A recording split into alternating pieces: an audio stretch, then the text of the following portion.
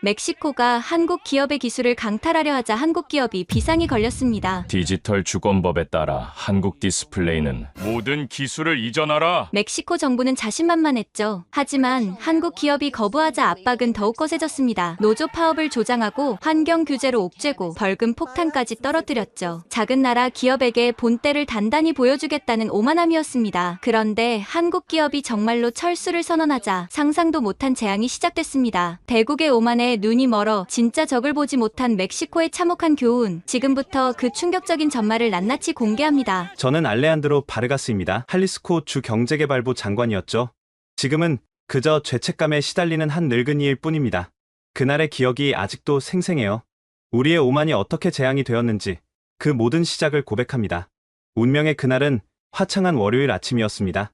평소보다 일찍 출근한 저는 커피를 마시며 과달라하라의 스카이라인을 바라보고 있었죠.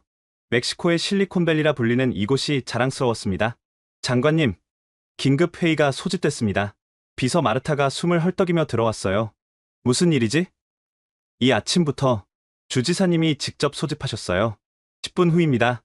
회의실에 들어서니 이미 주요 관료들이 모여 있었습니다.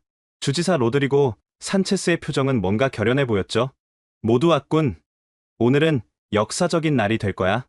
로드리고가 천천히 입을 열었습니다. 우리 할리스코가 진정한 기술 독립을 선언하는 날 말이야. 무슨 소리인지 이해가 안 됐어요. 그가 서류를 들어 보였습니다. 디지털 주권법, 오늘부터 시행한다. 회의실이 술렁거렸어요. 산업부 차관 에두아르도가 물었죠. 구체적으로 어떤 내용입니까? 간단해. 우리 땅에서 사업하는 모든 외국 기술 기업은 핵심 기술을 멕시코에 이전해야 한다. 순간 침묵이 흘렀습니다. 저도 놀라서 물었어요. 그게 가능한 일입니까? 국제협약은 어떻게 하고요? 로드리고가 자신만만하게 웃었어요. 알레한드로, 우리가 누구야? 라틴 아메리카의 맹주 멕시코야. 1억 3천만 인구의 거대 시장이고. 하지만 주지사님, 그렇게 하면 외국 기업들이 떠난다고? 누가? 그가 책상을 쳤어요. 특히 한국 기업들 말이야. 고작 5천만 인구의 작은 나라에서 온 것들이 우리 시장을 포기할 수 있겠어? 분위기가 험악해졌어요. 노동부 국장 카를로스가 거들었죠. 주지사님 말씀이 맞습니다. 그동안 너무 봐줬어요. 우리 노동자들 써서 돈 벌면서 기술은 꽁꽁 숨기고. 바로 그거야. 로드리고가 소리쳤어요. K디스플레이 아시아 봤어? 작년 매출 50억 달러야. 그중 30%가 우리 시장에서 나왔는데 핵심 기술은 한국 본사에만 있다고. K디스플레이 아시아, 한국의 거대 디스플레이 기업이 과달라하라에 세운 중남미 최대 생산기지였죠. 올레도와 마이크로 LED를 생산하는 최첨단 공장이었습니다. 그래서 어떻게 하실 겁니까? 제가 조심스럽게 물었어요. 일주일 안에 기술 이전 계획서를 제출하라고 통보할 거야? 안 하면 사업 허가 취소다. 에두아르도가 우려를 표했어요. 너무 급진적이지 않을까요? 단계적으로 접근하면. 단계적? 우리가 언제까지 미국이나 아시아 기업들 눈치를 봐야 해? 로드리고의 목소리가 더 커졌어요. 멕시코는 스페인 정복 이후 500년간 외세에 시달렸어. 이제 우리 차례야. 기술 독립 없이 진정한 독립은 없다.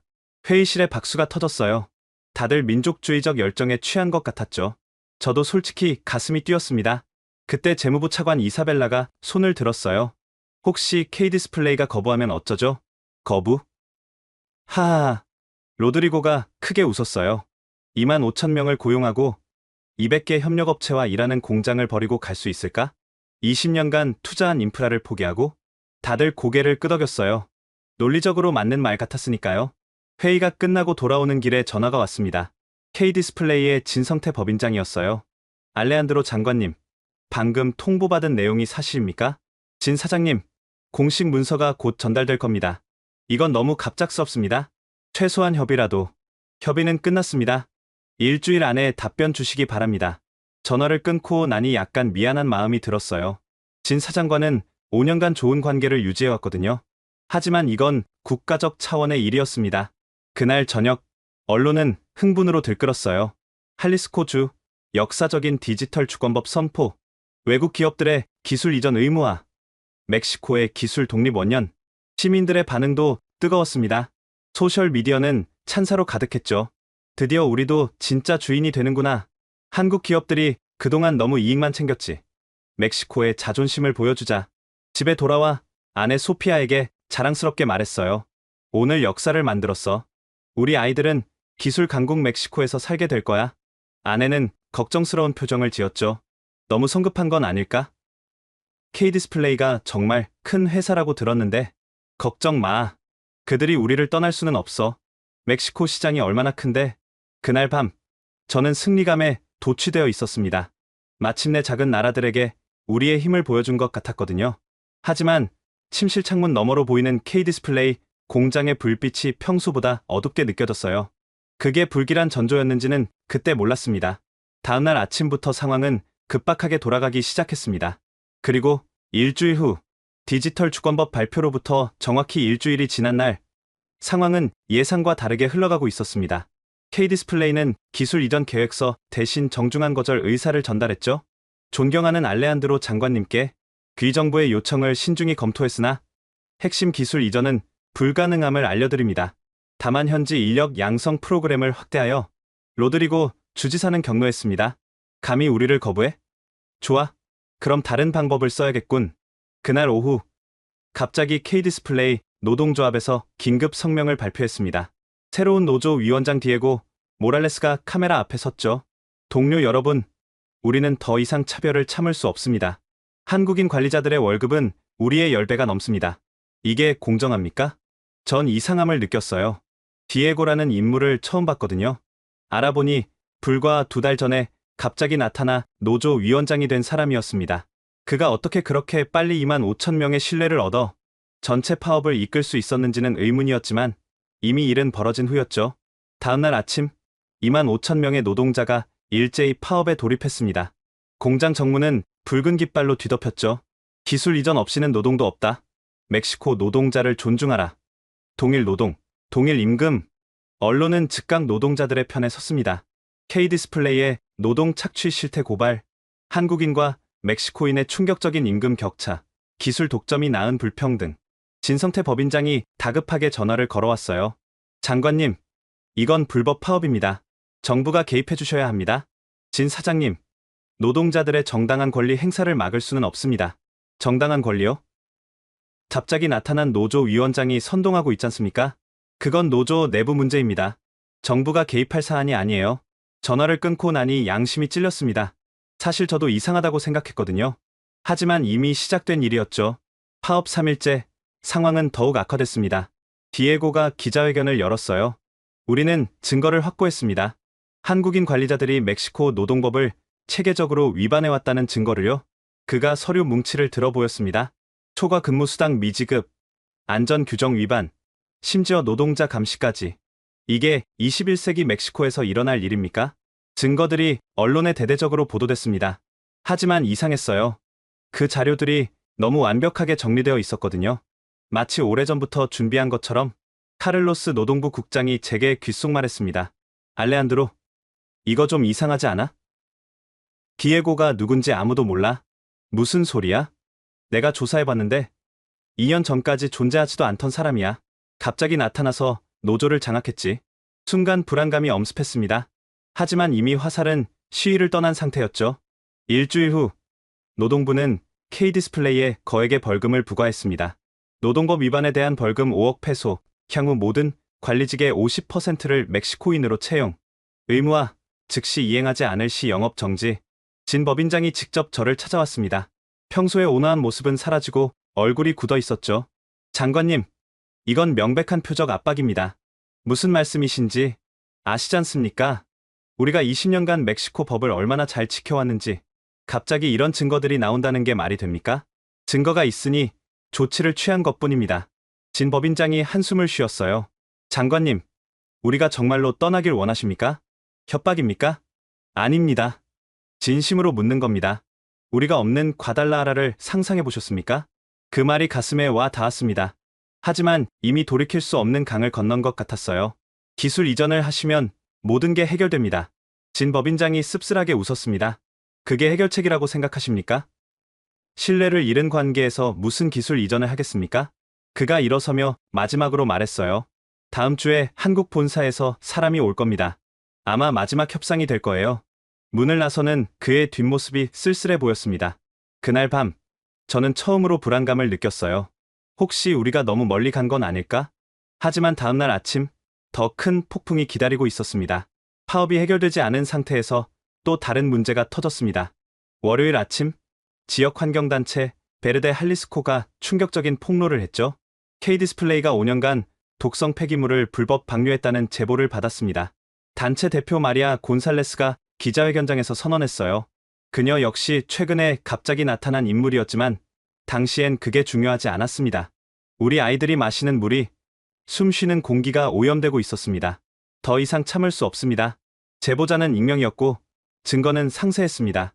야간에 몰래 촬영했다는 동영상, 폐수 샘플 분석 결과, 심지어 내부 문서까지 있었죠. 환경부 장관 파블로 에르난데스가 긴급 회의를 소집했습니다. 이게 사실이라면 심각한 문제입니다. 즉시 전면 조사를 실시해야 합니다. 저는 뭔가 이상함을 느꼈어요. 파블로, 너무 성급한 거 아니야? 먼저 사실 확인? 알레한드로, 이 증거들을 봐. 명백하잖아.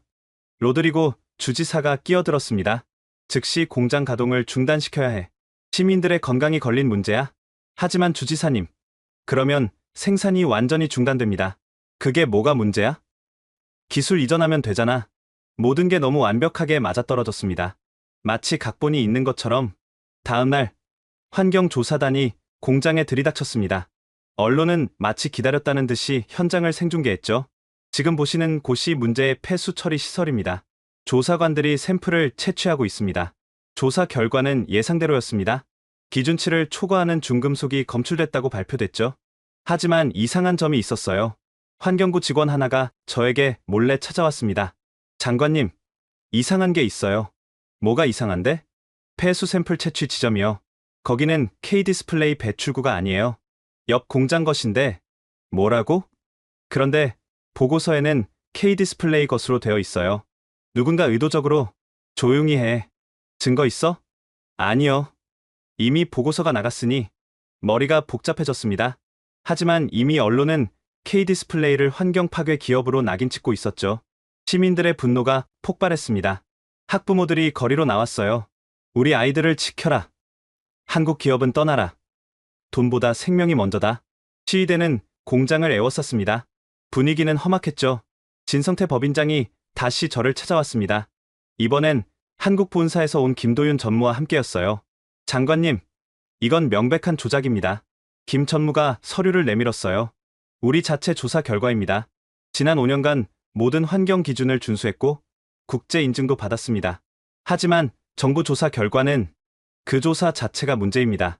샘플 채취 지점이 우리 것이 아니에요. 진 법인장이 덧붙였습니다. 장관님, 누군가 의도적으로 우리를 함정에 빠뜨리고 있습니다. 노조, 파업, 환경 문제. 모든 게 동시에 터지는 게 우연일까요? 저도 의심이 들기 시작했어요. 하지만 인정할 수 없었죠. 증거가 있으면 법적으로 대응하시죠. 김 전무가 한숨을 쉬었습니다. 장관님, 우리가 멕시코를 떠나면 누가 이익을 볼까요? 무슨 말씀이? 중국 디스플레이 기업들이 호시탐탐 이 시장을 노리고 있다는 걸 모르십니까? 순간 머릿속에 퍼즐이 맞춰지는 느낌이었습니다. 하지만 너무 늦었어요.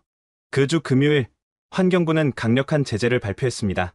K디스플레이의 사상 최대 벌금 10억 페소 부과, 즉시 생산량 50% 감축 명령, 환경 영향 평가 재실시까지 신규 투자 금지. 이건 사실상 사형 선고였습니다. 주말 내내 K디스플레이 임직원들 사이에 흉흉한 소문이 돌았습니다. 본사에서 철수를 검토한대. 그럴 리가. 20년 투자를 버리고 중국이 인수하려고 한다던데. 월요일 아침 더 충격적인 일이 벌어졌습니다. 마리아 곤살레스가 또 다른 폭로를 했어요. K디스플레이 인근 주민 100명의 건강검진 결과입니다. 중금속 중독 증상이 발견됐습니다. 하지만 이상했어요. 불과 일주일 만에 100명을 검진하고 결과까지 나왔다는 게 가능할까요? 비서 마르타가 조심스럽게 말했습니다. 장관님, 베르데 할리스코의 후원금 내역을 확인해봤는데요. 왜? 대부분이 해외에서 들어왔어요. 그것도 최근 6개월 사이에 급격히 늘었고요. 해외? 어디서? 추적이 어려워요. 여러 단계를 거쳐서. 하지만 최종적으로는 아시아 쪽인 것 같아요. 불안감이 엄습했습니다. 우리가 누군가의 장단에 맞춰 춤을 추고 있는 건 아닐까? 그날 밤, 뜻밖의 방문객이 찾아왔습니다. 안녕하세요, 장관님. 저는 리웨이입니다. 중국 BOT 디스플레이의 중남미 지역 대표죠. 젊은 중국인이 명함을 건넸어요. 이 시간에 무슨 일이시죠? K디스플레이가 떠나면 공백이 생기겠죠? 저희가 그 자리를 채울 준비가 되어 있습니다. 아직 아무것도 결정된 게 없는데요. 리웨이가 의미심장하게 웃었습니다. 곧 결정될 겁니다. 그들은 이미 한계에 도달했으니까요. 그가 서류를 내밀었어요. 저희 투자 계획서입니다. K디스플레이보다 더 많은 고용, 더 많은 투자를 약속합니다.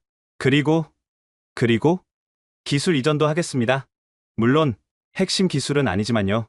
뭔가 잘못되고 있다는 걸 직감했습니다. 하지만 이미 화살은 시위를 떠났고 돌이킬 수 없는 지경에 이르렀죠. 다음 날 K디스플레이에서 중대 발표가 있을 거라는 소문이 돌기 시작했습니다. 화요일 새벽 충격적인 뉴스가 터졌습니다. K디스플레이의 한국인 수석 엔지니어가 공항에서 체포됐다는 거였죠. 박재현 수석 엔지니어. 핵심 기술 유출 혐의로 긴급 체포. USB에 담긴 10,000개 이상의 기밀 파일 발견. 중국 기업에 팔려던 정황 포착. 아침 뉴스는 이 소식으로 도배됐습니다. 압수된 증거물 사진이 공개됐죠. 최신 올레드 기술 도면, 마이크로 LED 공정 자료, 심지어 차세대 기술 로드맵까지. 로드리고 주지사가 긴급 기자회견을 열었습니다. 이것이 한국 기업의 진짜 모습입니다. 우리에게는 기술 이전을 거부하면서 중국에는 몰래 팔려고 했습니다. 분노한 시민들이 거리로 쏟아져 나왔어요. 배신자들, 멕시코를 무시하는 자들은 떠나라. 우리가 바보로 보이나? 하지만 저는 이상한 점을 발견했습니다. 체포된 박재현이라는 사람, K디스플레이 인사 기록에 없었거든요. 수사 담당 검사를 만나러 갔습니다.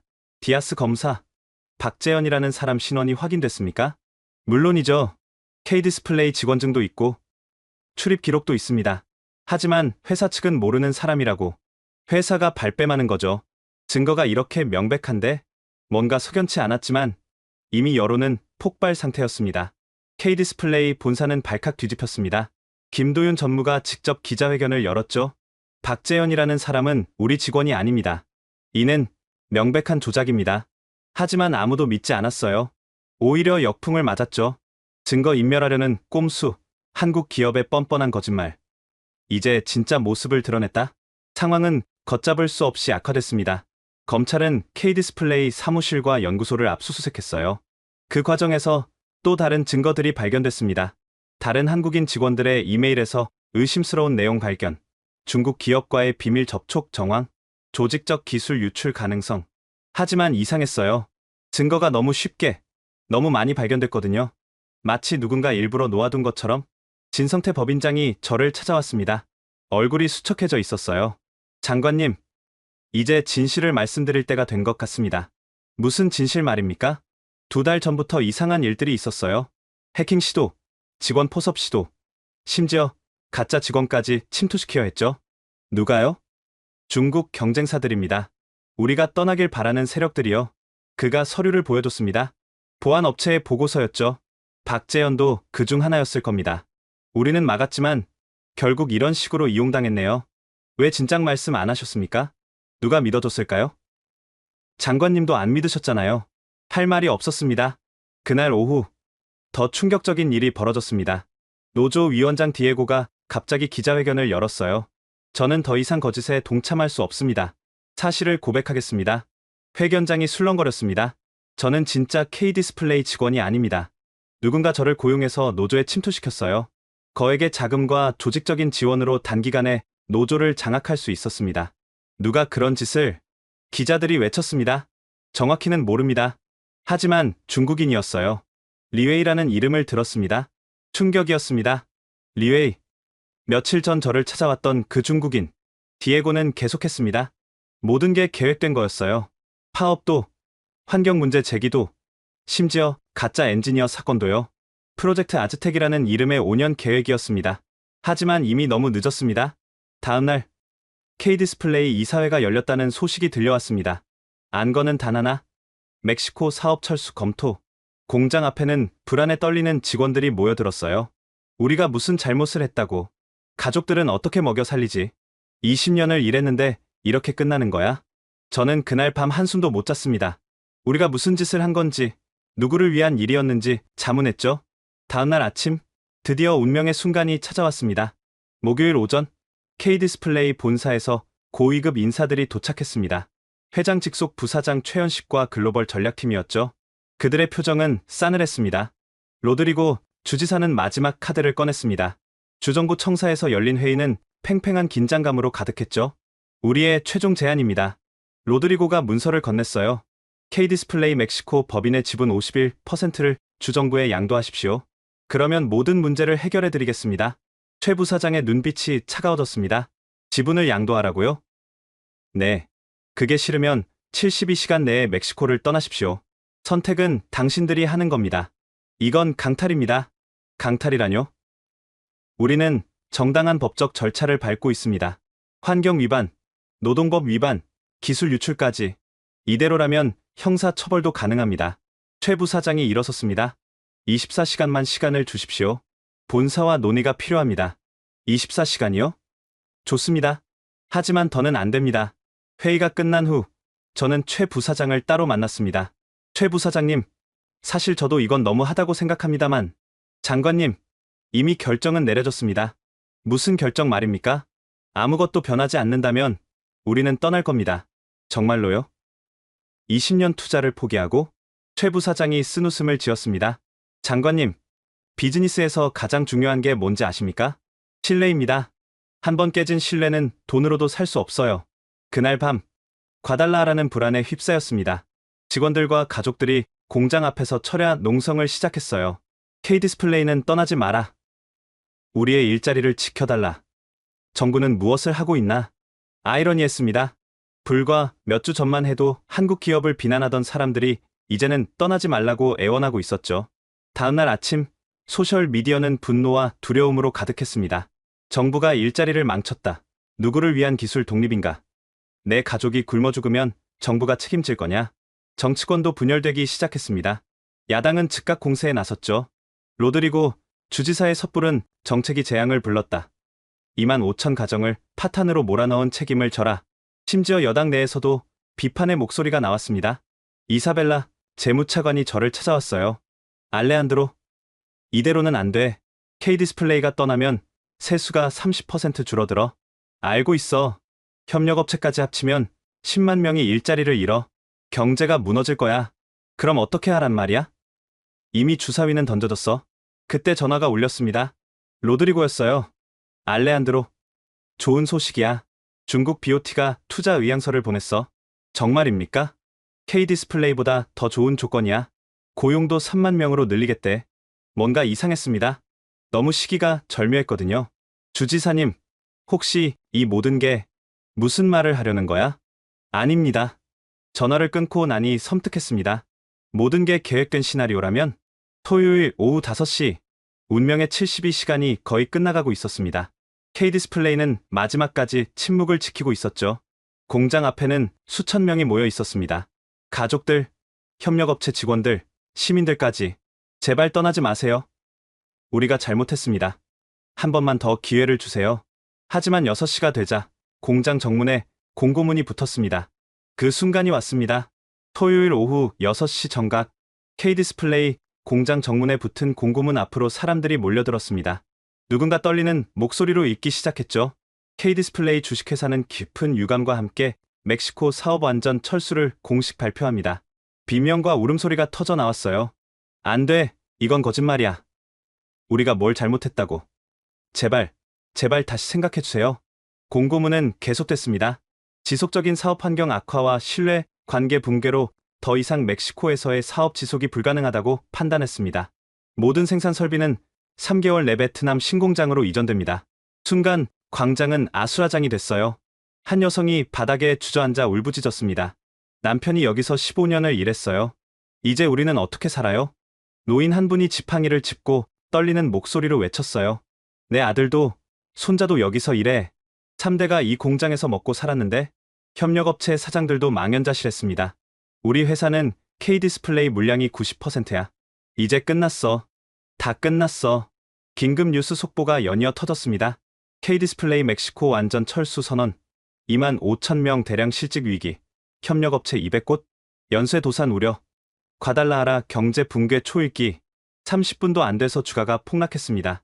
멕시코 페소와 같이 10% 급락. 할리스코 주채권 신용등급 하향 조정, 외국인 투자자 탈출 러시. 로드리고 주지사는 긴급 기자회견을 열었지만 이미 통제불능 상태였죠. 일시적인 어려움일 뿐입니다. 중국 기업이 곧 투자할 예정이고 거짓말쟁이. 누군가 소리쳤어요. 당신이 우리 일자리를 망쳤어. 2만 5천 가정을 파괴한 살인자. 경호원들이 황급히 주지사를 대피시켰습니다. 저는 사무실로 돌아와 망연자실에 있었어요. 비서 마르타가 들어왔죠. 장관님, K디스플레이 김도윤 전무가 전화하셨어요. 뭐라고 하던가요? 작별 인사를 전하고 싶다고. 내일 오전에 한국으로 떠난답니다. 가슴이 먹먹했습니다. 그날 밤은 악몽 같았어요. 시위대가 주정부 청사를 애웠었습니다. 로드리고는 사퇴하라. 일자리를 돌려달라. 우리 아이들은 뭘 먹고 살란 말이냐? 일요일 아침, 공장 주변은 초상집 분위기였습니다. 직원들이 하나둘 나와서 마지막으로 공장을 바라봤어요. 20년간 출퇴근하던 곳을 이제 다시는 올 수 없게 된 거죠. 여기서 결혼 자금도 모으고 집도 사고 아이들 대학도 보냈는데 한 중년 남성이 눈물을 훔쳤어요. 언론 인터뷰가 이어졌습니다. 전 조립 라인 책임자였어요. 이제 50살인데 어디서 다시 일자리를 구하죠? 협력업체 운영했습니다. 직원 50명이 내일부터 출근할 곳이 없어요. 우리 마을 상점 매출의 70%가 K디스플레이 직원들이었어요. 이제 다 문 닫아야 해요. 월요일, 첫 번째 도미노가 쓰러지기 시작했습니다. 1차 협력업체 50곳 폐업 신고, 은행, 대출 회수 시작, 연체율 급증, 부동산 가격 일주일 만에 20% 폭락. 화요일, 상황은 더 악화됐어요. 실업수당 신청 폭주로 시스템 마비, 자살 예방 한라인 300% 증가, 식료품점 약탈 사건 발생. 저는 현장을 직접 둘러봤습니다. K디스플레이 공장 정문은 굳게 닫혀 있었고 주차장은 텅 비어 있었어요. 불과 일주일 전만 해도 2만 5천 명이 북적이던 곳이 유령 공장이 된 거죠. 주변 상가는 더 처참했습니다. 폐업, 임대, 팻말이 즐비했어요. 20년 된 한 식당에 들어가 봤습니다. 주인 부부만 덩그러니 앉아 있었죠. 손님이 끊긴 지 사흘째예요. 오늘이 마지막 영업이에요. 어디로 가실 겁니까? 멕시코시티로 가려고요. 거기라도 가야 먹고 살죠. 협력업체 공단은 더 참혹했어요. 한 공장 앞에서 직원들이 농성 중이었습니다. 사장이 도망갔어요. 월급도 안 주고 우리가 무슨 죄가 있다고 이런 일을 당해야 하나요? 수요일, 국제적 파장이 시작됐습니다.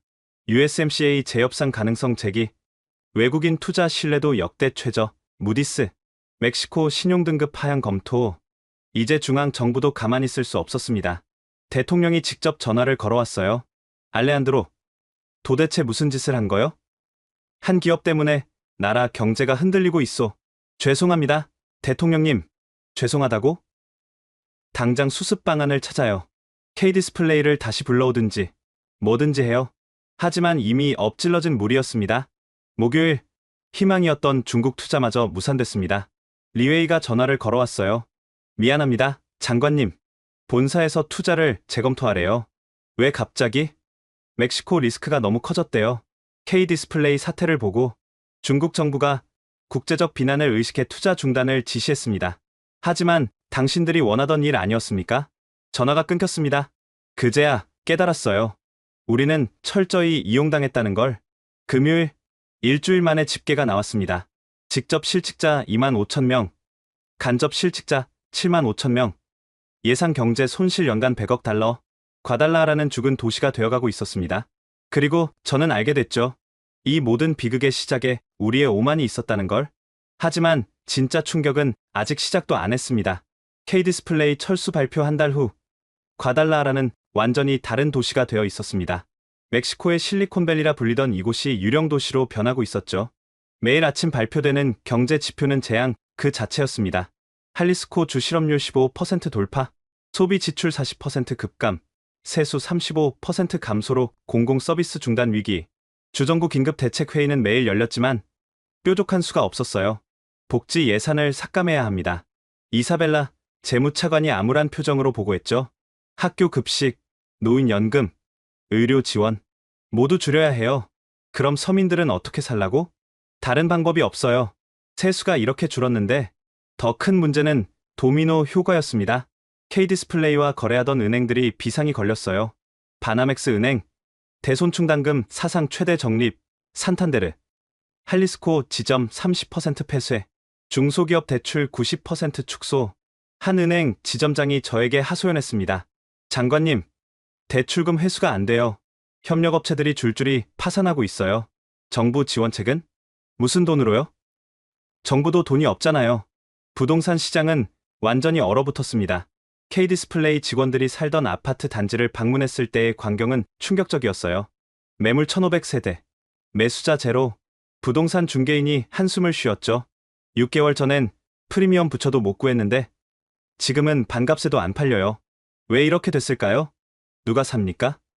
일자리가 없는데 다들 짐 싸서 떠나고 있어요. 실제로 이사 트럭들이 줄을 이었습니다.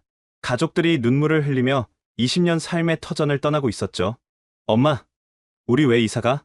아빠가 새 직장을 구해야 해서. 친구들은 학교도 문제였습니다. 한 초등학교 교장이 찾아왔어요. 학생 수가 절반으로 줄었어요. 선생님들도 월급을 못 받고 있고요. 임시 지원을. 장관님, 임시가 아니에요. 이 도시가 죽어가고 있다고요. 의료 시스템도 붕괴 직전이었습니다. 주립병원 응급실을 방문했을 때 의사가 절망적으로 말했어요. 의약품이 떨어져가요. 의료진도 절반이 떠났고요. 환자들은 스트레스성 질환, 우울증, 자살 시도 매일 늘어나요. 실제로 정신과 상담 대기자가 폭증했습니다.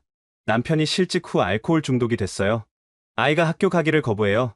친구들이 다 떠났대요. 노후 자금을 다 날렸어요. 살 이유가 없어요. 상공회의소 회장이 긴급 면담을 요청했습니다. 장관님, 이대로면 과달라하라 경제는 20년 후퇴합니다. 과장이 아닙니까? 보세요. 식당 60% 폐업, 소매점 50% 폐업, 서비스업 40% 폐업. 이게 과장입니까? 실제로 거리는 을씨년스러웠어요. 한때 번화했던 쇼핑가는 셔터가 내려진 가게들로 가득했죠. 폐업, 세일, 재고 정리, 팻말만 즐비했습니다. 택시 기사 한 분이 푸념했어요. 예전엔 K디스플레이 출퇴근 시간에 돈을 다 벌었어요. 지금은 하루 종일 돌아도 손님이 없어요. 다른 일을 알아보시죠. 50대 후반에 뭘 합니까? 평생 운전만 했는데 호텔업계도 직격탄을 맞았습니다. 5성급 호텔 매니저가 울먹였어요. 비즈니스 고객이 80% 줄었어요. K디스플레이 협력업체 바이어들이 다 사라졌죠. 직원들은 절반을 해고했어요. 나머지도 시간 문제예요. 문화산업도 무너졌습니다.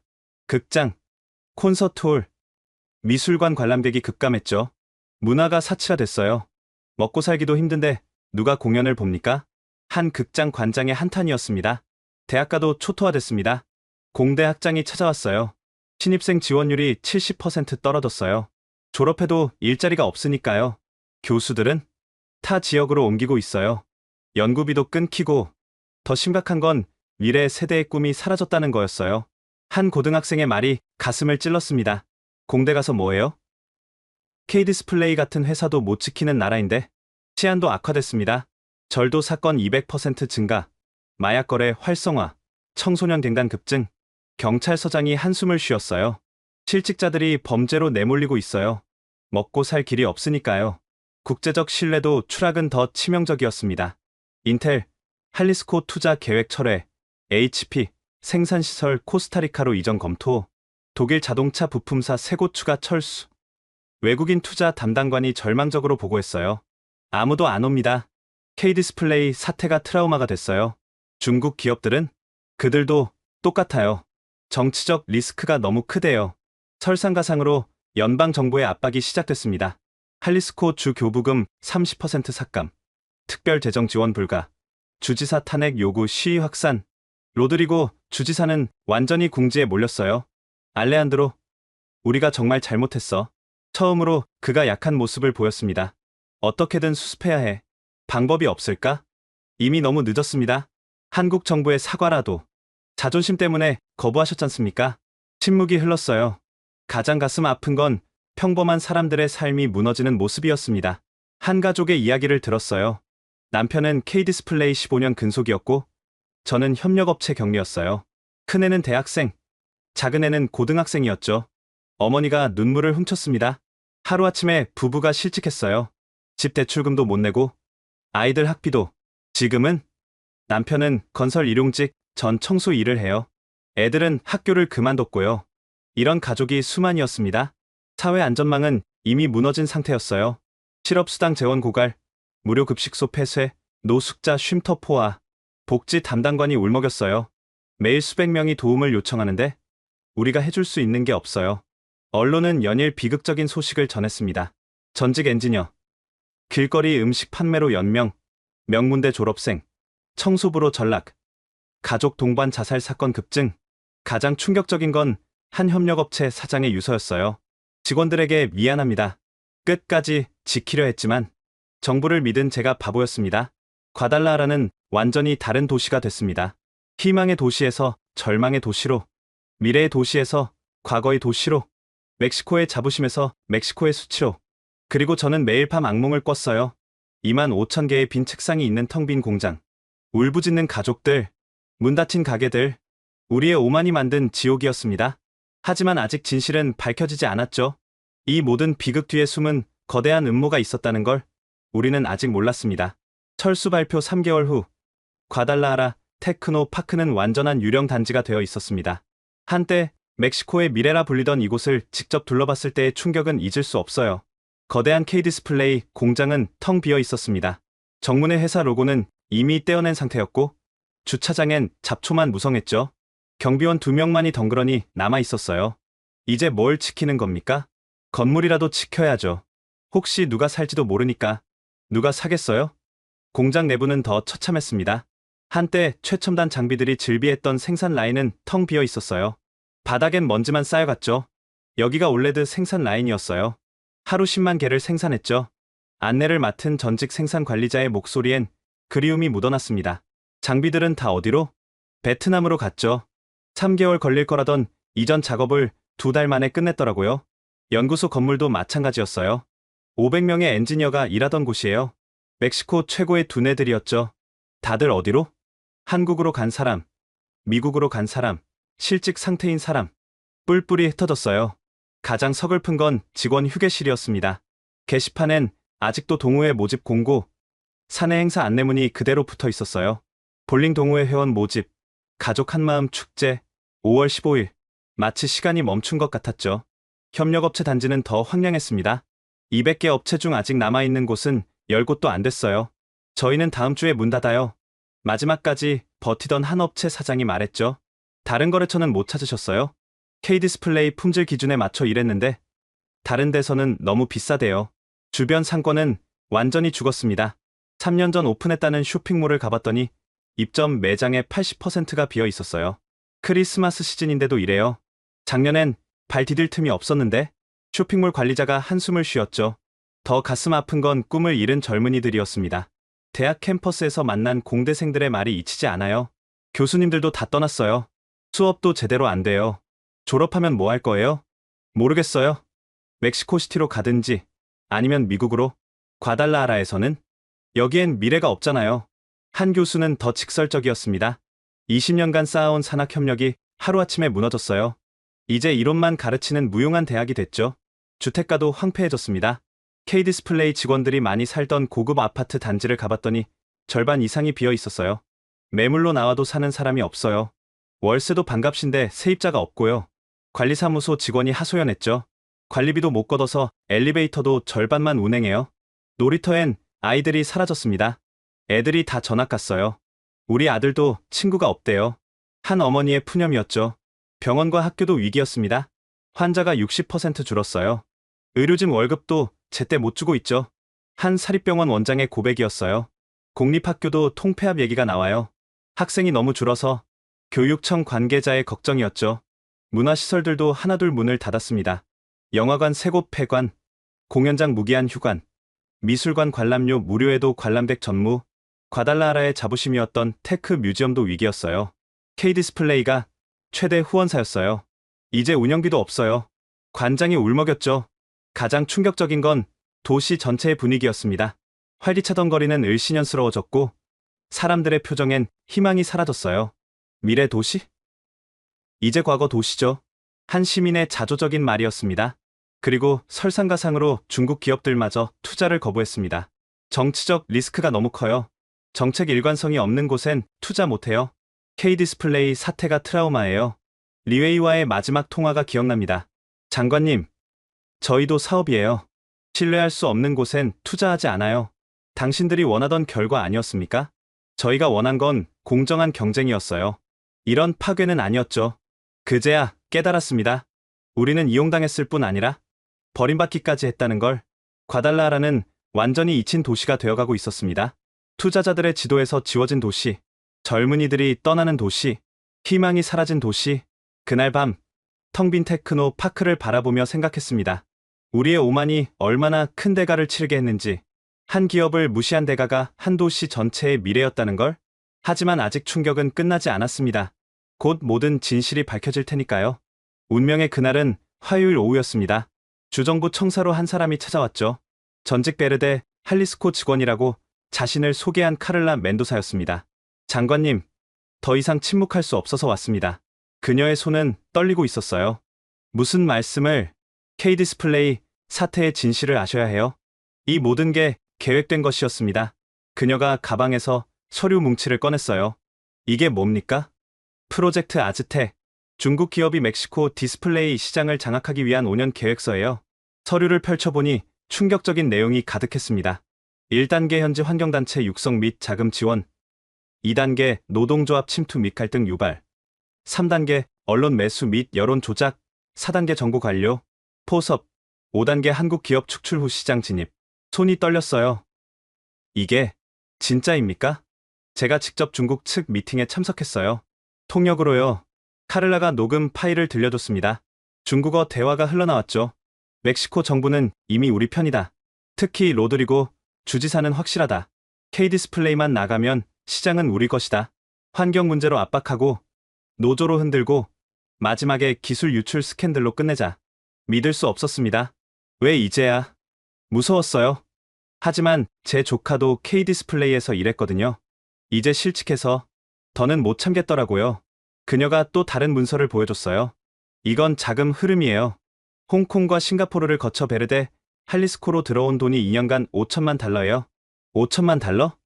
노조 위원장 디에고 모랄레스도 가짜예요. 진짜 이름은 장웨이, 중국인이에요. 머리가 하얘졌습니다. 증거가 더 있어요. 환경조사 때 샘플을 바꿔치기 한 것도, 가짜 엔지니어 사건도 다 조작이었어요. 누가 이런 짓을? BOT 디스플레이예요. 리웨이가 총책임자였고요. 그제야 모든 퍼즐이 맞춰졌습니다. 하지만 우리 정부 내에도 협조자가 있었겠죠. 카를라가 고개를 끄덕였어요. 로드리고 주지사가 작년에 중국을 3번 방문했어요. 비공식으로요. 뭐라고? BOT 회장을 만났대요.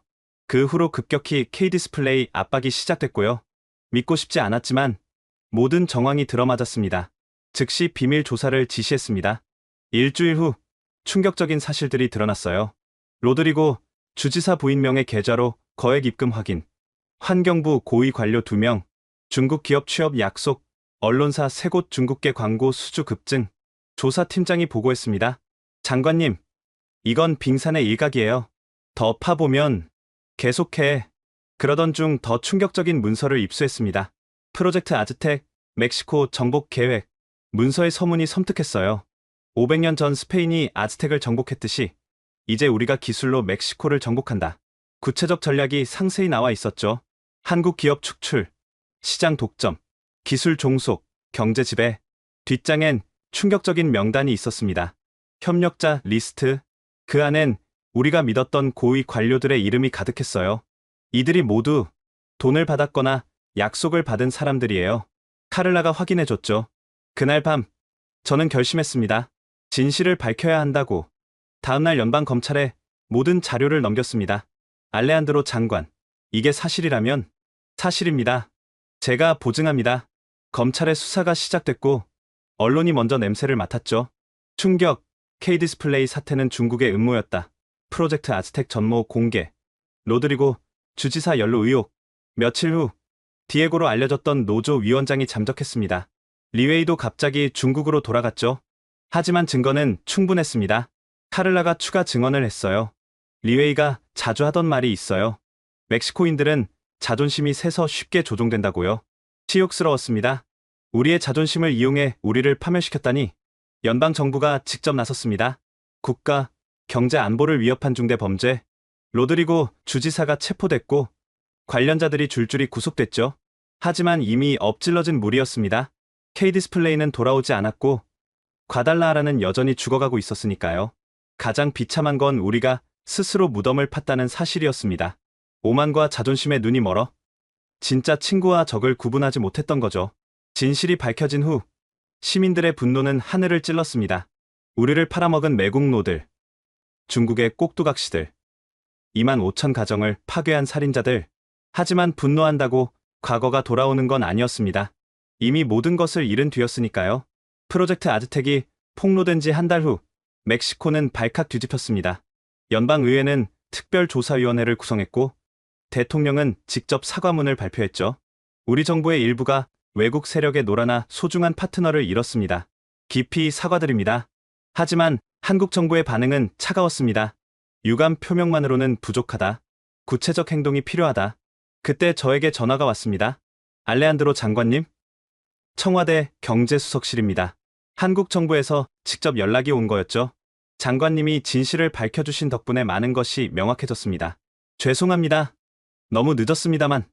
늦었지만 의미는 있습니다. 대통령님께서 멕시코 정부의 진정성을 보고 싶다고 하십니다. 희망의 끈이었습니다.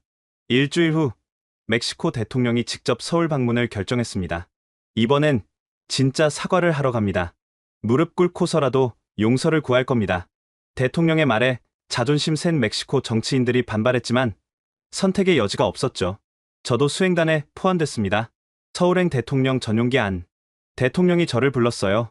알레한드로, 이번이 마지막 기회야. 꼭 성공시켜야 해. 최선을 다하겠습니다. K디스플레이가 얼마나 중요한 기업인지 이제야 깨달았어. 너무 늦었지만 김포공항에 도착했을 때 예상과 달리 정중한 예우를 받았습니다. 한국은 끝까지 품격을 지켰죠. 다음날 청와대 회담. 한국 대통령이 먼저 말문을 열었습니다. 멕시코의 어려움을 잘 알고 있습니다. 하지만 신뢰가 깨진 상황에서 쉽지 않은 결정입니다. 멕시코 대통령이 고개를 숙였어요. 진심으로 사과드립니다. 우리의 오만과 무지가 소중한 친구를 잃게 했습니다. 사과는 받겠습니다. 하지만 기업 결정은 별개입니다. 분위기가 무거웠죠. 오후엔 K디스플레이 본사를 방문했습니다. 회장님이 직접 맞아주셨어요. 20년간 멕시코를 제2의 고향으로 여겼습니다. 그런데 죄송합니다. 변명의 여지가 없습니다. 멕시코 대통령이 깊이 고개를 숙였어요. 다시 기회를 주신다면 모든 것을 바로잡겠습니다. 긴 침묵 후 회장님이 말했습니다. 조건이 있습니다. 희망이 보였어요. 첫째, 향후 20년간 세제 혜택과 규제 동결을 법제화할 것. 둘째, 한멕시코 기술 파트너십 협정을 체결할 것. 셋째, 피해 보상금 10억 달러를 조성할 것. 넷째, 이번 사태 관련자 전원을 엄벌할 것. 모두 수용하겠습니다. 멕시코 대통령이 즉답했어요. 하지만 예전 규모로 돌아가긴 어렵습니다. 단계적으로 재검토하겠습니다. 절반의 성공이었지만 그것만으로도 감사했죠. 저녁 만찬에서 한국 측 임원이 제게 말했어요. 알레한드로 장관님이 진실을 밝혀주지 않았다면 불가능했을 겁니다. 너무 늦었습니다. 늦었지만 용기 있는 선택이었어요. 그게 중요합니다. 서울에서의 3일이 지나고 귀국길에 올랐습니다. 대통령이 수행원들에게 말했어요. 우리가 얼마나 오만했는지 뼈저리게 느꼈다. 작은 나라라고 무시했다가 큰 코 다쳤어. 멕시코로 돌아온 후 약속은 신속히 이행됐습니다. 특별법 제정, K디스플레이 20년 보호, 기술 파트너십 협정 체결, 피해 보상 기금 조성 시작. 그리고 2달 후 기적 같은 소식이 들려왔습니다. K디스플레이 멕시코 부분 재가동 결정. 규모는 30%에 불과했지만 죽어가던 과달라하라에 희망이 생겼죠. 재고용 소식에 수천 명이 몰려들었습니다. 제발 다시 일하게 해주세요. 이번엔 정말 잘하겠습니다. 하지만 냉정한 현실이 기다리고 있었어요. 죄송합니다. 당분간 7천 명만 채용합니다. 핵심 기술직 위주로 선발하겠습니다. 눈물을 흘리며 돌아서는 사람들. 한 번 떠난 신뢰는 쉽게 돌아오지 않았습니다. 그래도 작은 불씨가 다시 타오르기 시작했어요. 일부 협력업체가 다시 문을 열었고 상가에도 조금씩 활기가 돌았죠. 그래도 살 희망이 생겼어요. 한 시민의 말이었습니다. 대통령은 대국민 담화를 발표했어요. 우리의 오만이 불러온 재앙이었습니다. 겸손하게 다시 시작하겠습니다. 하지만 상처는 깊게 남았죠. 2만 5천 명 중 7천 명만 돌아왔고 200개 협력업체 중 50개만 살아남았으며 잃어버린 기술과 신뢰는 돈으로 살 수 없는 것이었습니다. 그래도 교훈은 얻었습니다. 진정한 파트너십이 무엇인지, 상호 존중이 얼마나 중요한지, 오만의 대가가 얼마나 큰지, 무릎 꿇은 거인 멕시코. 하지만 그 무릎 꿇음이 새로운 시작이 되길 바랄 뿐입니다. K디스플레이 부분 재가동이 발표된 지 6개월, 과달라라는 서서히 아주 천천히 깨어나고 있었습니다. 하지만 예전의 영광은 돌아오지 않았죠. 공장 재가동식 날, 7,000명의 재고용된 직원들이 공장 문을 들어서는 모습은 감동적이었습니다. 3년 만에 다시 왔어요. 꿈만 같아요. 한 엔지니어가 눈물을 훔쳤죠. 하지만 텅 빈 공간들이 더 눈에 띄었습니다. 예전엔 이 라인에만 500명이 일했는데 지금은 150명이에요. 생산 관리자의 씁쓸한 설명이었죠. 가장 큰 변화는 분위기였습니다. 예전의 활기찬 협력 관계는 사라지고 냉정한 비즈니스 관계만 남았어요. 한국 본사의 관리가 훨씬 엄격해졌어요. 매일 보고 매주 감사, 신뢰가 없으니까요. 현지 관리자의 하소연이었습니다. 기술 이전도 최소한만 이뤄졌죠. 예전엔 최신 기술을 배웠는데 이젠 기본적인 것만 가르쳐줘요. 핵심 공정은 모두 한국에서 하고 우린 단순 조립만 합니다. 젊은 엔지니어들의 불만이었지만 어쩔 수 없었습니다. 신뢰를 잃었으니까요. 협력업체들의 상황은 더 어려웠습니다. 겨우 50개 업체만 살아남았어요. 그것도 반쪽짜리로요. 협력업체 협회장의 설명이었죠. 예전 물량의 30%만 받고 있어요. 그것도 까다로운 조건으로. 임금도 크게 줄었습니다. 재고용됐지만 월급이 70% 수준이에요. 그래도 없는 것보단 낫죠. 많은 가정이 여전히 어려움을 겪고 있었어요. 남편은 재고용됐지만 전 여전히 실직 상태예요. 큰애는 대학을 포기했고요. 한 가족의 사연이었습니다. 도시 전체도 마찬가지였죠. 상권은 30%만 회복됐고 부동산 가격은 여전히 바닥이었습니다. 그래도 희망이 생겼어요. 조금씩 나아지고 있으니까. 한 상인의 긍정적인 말이었지만 현실은 냉혹했죠. 가장 큰 손실은 인재 유출이었습니다. 최고의 엔지니어들은 이미 다 떠났어요. 미국, 캐나다, 심지어 아시아로도. 대학 교수의 한탄이었죠. 3년 공백으로 기술 격차가 엄청나게 벌어졌어요. 따라잡으려면 10년은 걸릴 거예요. 더 아픈 건 젊은이들의 꿈이 바뀐 거였습니다. 이제 아무도 엔지니어가 되려 하지 않아요. 공무원이나 의사가 되려고 하죠. 왜요? 미래가 불확실하니까요. 또 언제 이런 일이 생길지. 신뢰의 상처는 깊었습니다. 한국 측 임원과의 대화에서 뼈아픈 말을 들었어요. 알레한드로 장관님, 솔직히 말씀드릴게요. 본사에선 멕시코 재투자를 반대했어요. 그런데 왜? 멕시코 직원들에 대한 애정 때문이죠. 20년간 함께한 정이 있으니까.